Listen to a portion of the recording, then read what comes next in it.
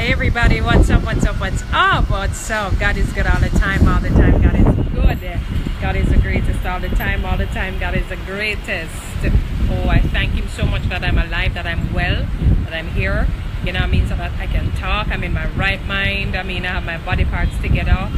You know, I can move about to where I want to go. I can eat so many different things. I can say things coherently and all of that. I mean, I'm at lunch right now. It's kind of windy where I'm at, but God is good. So we thank him all the time and we give him all the praise.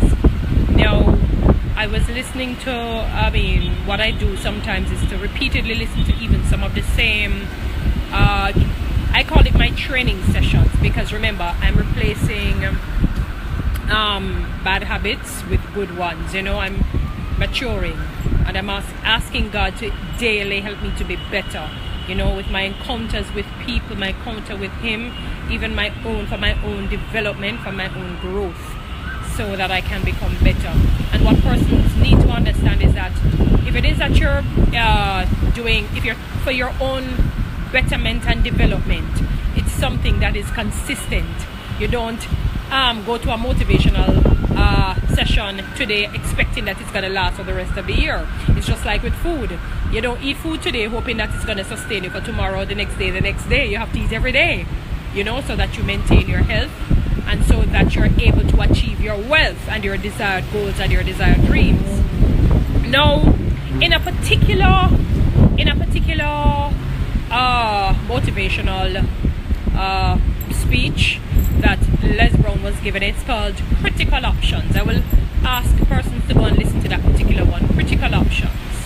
And in it, he was mentioning so many different things, but one particular one that he was mentioning, he was talking about when persons greet him and ask him, how are you doing? He will say, better than good, better than most, you know? And a lot of persons perhaps thought he had coined that term, but he did not. When he did his talk show programs, I don't know if he still does it, he had two particular callers that would call him. I don't remember the name of the lady. I'm gonna get it at another time and post it in another video. And she, from time to time, would have called in. Anyway, the story goes on to say that when that particular lady would have called in, the first caller, I'm going to dub it this way, first caller, second caller. So the first caller, when she would call in, what had happened is that after a while, she was unable to do so, because what had happened is that she had developed muscular sclerosis. So that particular disease slowly deteriorated her physical structure, her physical body. She was twisted as somebody who had a bad case of osteoporosis. Her hands she couldn't even fly from her face. She was bent up as though somebody, you know, when you wring a piece of paper, that's how her body looked, really twisted. She was unable to take care of her children, so she had to go into the home. So for 17 years and counting, I don't know if she's still alive today, I'm going to get her name and tell you at another date. She was riddled, twisted up in bed, in an institution, unable to take care of her children. The second caller, as I said, I'm dubbing it first caller, second caller. So she's the first caller, the lady with the muscular sclerosis. Second caller called in one day, and these are regular callers. And the second caller that called in, for some reason, because he got to know his audiences and his listeners after a while. He just know, you know, when you have some persons that they call repeatedly, so you'll know them. And he detected that something, a sadness in her voice. And he asked her, he said to her, what's wrong with you, caller? Second caller. She said, nothing, I'm fine, I'll see you around. And he insisted and said, what's wrong with you? And the second caller said she found out that she had breast cancer, so she's going to end her life, she's going to commit suicide. And I'm talking, people, we're talking about real life situations. This is not a movie, this is not a figment of our imagination, this is real life individuals we're talking about. She was going to commit suicide. So on spontaneity, he had to create something, an ingenious way of how it is that he's going to prevent second caller from committing suicide, because of the terrible news that she got that she had breast cancer. And he said he did everything that he knew. You know, he's really good with the motivational talks. He did everything, and she would not budge because her despondent nature was so low that she was just at the edge. She was at her final stage. That's it. Her husband had abandoned her in her moment of need. So it was coupled with the fact that she had one of the worst diseases ever, and not having the support from one of the most important persons in her life, which is her husband. So now this lady is filled with, or faced with, two symbiotic difficulties, two symbiotic challenges that, one, if we look at it from a natural sense, you would say, I can understand her wanting to commit suicide. If you look at it from your natural sense and from your natural eyes. And he said, something popped up in his mind, and he said to her, the lady's name is, the first caller name just came to me and it flew out of my mind. Anyway, the second caller, he said to her, second caller, can you wait an extra day before you commit suicide? You know, you heard the kind of smile in the audience, you know. And he said, she paused for a while before she responded, and then she said, why would you want me to wait a second day? It's Audrey is her first name, the lady with the muscular sclerosis, Audrey Palmore, something like that. And he said that, do you remember Audrey P? I don't remember the exact, it's Palmore. And she said, yes, I remember Audrey. I like Audrey. That's what the second caller said. That second caller is the one with the breast cancer. And he said to her, can you spare me tomorrow? And we're going to visit Audrey, please. And if after that, if Audrey does not motivate you and give you that unction to keep and to not end your life before your time, then you can go ahead and end your life. But in the back of his mind, he was saying that way, clearly he wouldn't have allowed that, because he said he was devising another way to help her from, or prevent her from committing suicide. But he didn't tell her that. Anyway, she agreed. So the next day came, and he said he had not seen Audrey P in a long time, in a long time. So he went there not knowing what, he is basically going into the unknown. And when he went, he saw Audrey. Both of them saw Audrey. Audrey was in a, let me tell you something, people, not even your worst enemy you would wish that for. The state that Audrey was in. Bent up, twisted, cannot fan a fly. That pitch on her face became unable to take care of her children, in a devastated position. And because of the muscular sclerosis, affected her eyes, she could hardly see. It affected her voice, could hardly talk. Every part of her was affected badly. Cannot move, nothing at all, incapacitated. And he and the second caller had to draw close, very close to Audrey. And when they drew close to Audrey, he said, Audrey, hey, it's Les, how are you doing? You know, I'm here, you know. And I guess he would have said, second caller is with him, and so on. And she was able to garner enough strength, and she said, better than good and better than most. And let me tell you, when I heard that, the tears came to my eyes. Even now I'm saying it to you, because here is a lady who is incapacitated. I'm not talking just only confined to her bed and confined to a wheelchair, but she's unable to use her limbs, her feet, unable to see well, unable to speak well. Nurses would go into her room for inspiration. I'm talking about persons who are with their two hands and have the full use of their two hands, have the full use of their 2 feet, can talk clearly as I can right now, can see clearly as I can right now. And this lady, when Les Brown asked her, how are you doing, Audrey? She said, better than good and better than most. And we can back that up with the scripture where Paul says, I have learned to be content in dire situations, and bountiful situations. So it doesn't matter if he goes to the east, the west, the north, and the south. It matters not if he's in the valley, below, or the mountain top. He has learned to be thankful.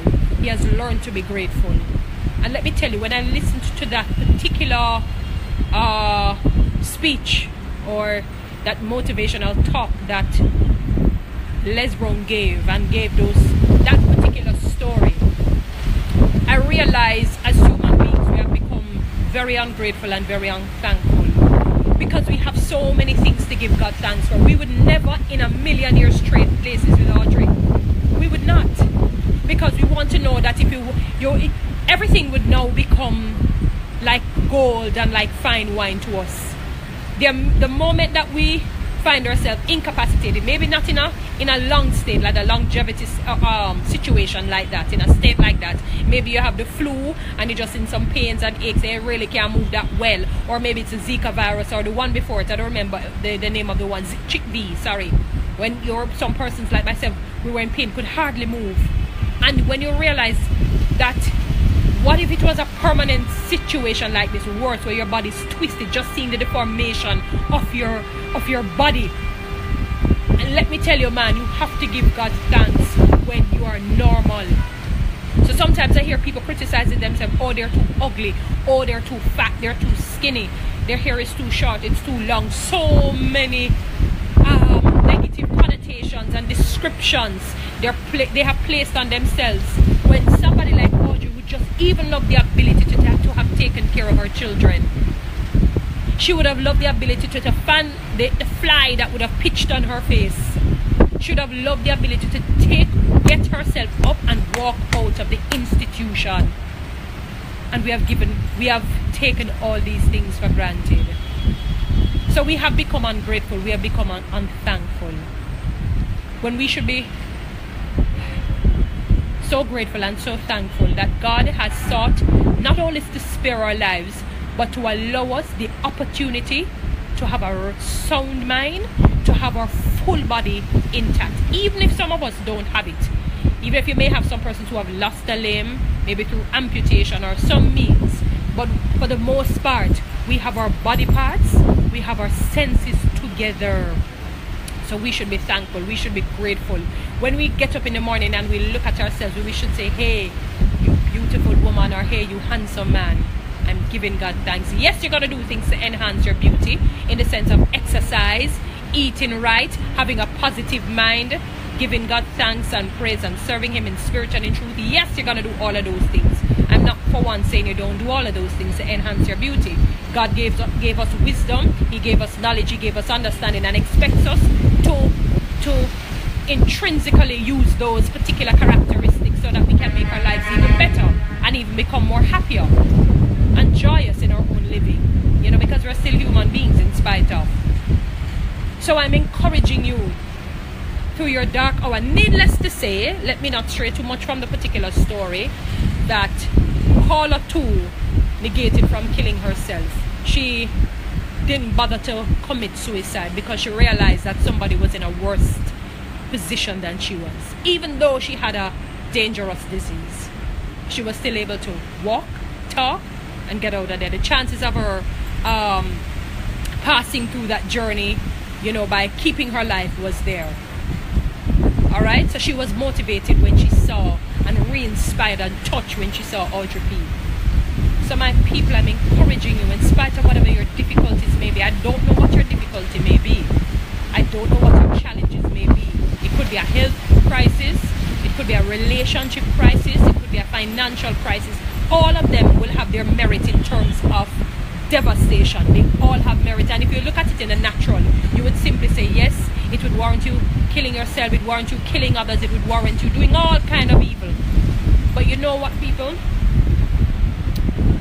At the end of the day, it is about the survival of the fittest. It is about that individual who decides, in spite of, like Job. Job was one of the most I can hardly believe if you really have another individual like that. So everything was ripped away from him. His health was taken from him, his finances was taken from him, and his children were taken from him. So he was hit in 3 dimensions. It's as though like 3 master kung fu experts or karate experts just came and decided that they're just going to beat him up. That's the only way I can think of it.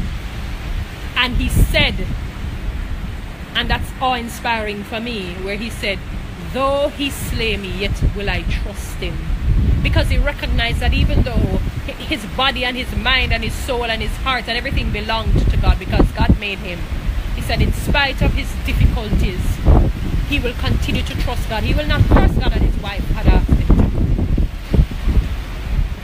When she said that, he said, "Oh foolish woman, the Lord gives and the Lord takes." It's God's decision to do what he wants to do. But you know what? God had to really doubly and triply restore him when he saw his faith, and when he saw that in spite of his challenges that many of us probably could not have managed and dealt with, that he decided that though God would have slain him for his purpose, or allowed the enemy to slay him rather. Let's put it that way.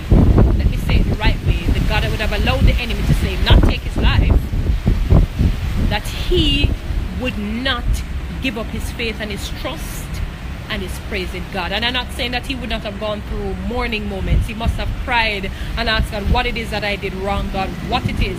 I'm not saying that the devil did not tempt him to say all manner of evil. Came in the form of his wife. He used her for that moment. I'm not saying she's a devil, but he used her for the moment to say, curse God and die. And he chose not to listen to foolish words. So my people, sometimes when you think your situation is bad, you just need to take a look around and you see far worse situations. You need to probably go up to that Hope Center somewhere up in the Mona area where you have, I hate using these words, but for you to understand where I'm coming from is not just deformed or handicapped or challenged individuals, but it's almost like you're looking at, when you're watching alien movies or something like that. Like I'm told that you have persons with two heads on one body, one eye in the middle of the head, some, thing like that. And when you hear of these things, it just brings home that you have to give God thanks. I am thankful. I'm thankful that I'm whole. My entire body is whole. I don't need to look like no beauty queen or shape like the beauty queen or whatever it is. I'm not going to say I won't try my best to get to that level as best as I'm able to. But I'm thankful for where I'm at. I'm so grateful. I'm thankful because all of this is because of God. Anything can happen to any one of us at any time. So whatever state we're in, whether it's a financial issue, a physical issue, mental, emotional, psychological, relationship wise, give God thanks and trust him that he will deliver you. It's not easy.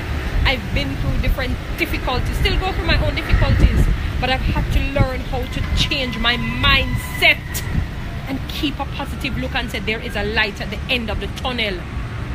There is because with God all things are possible. I will make it, I will achieve it, I will accomplish my dreams, my goals and desires, even while I'm in the valley, because I know that day will come when I'm on the mountaintop.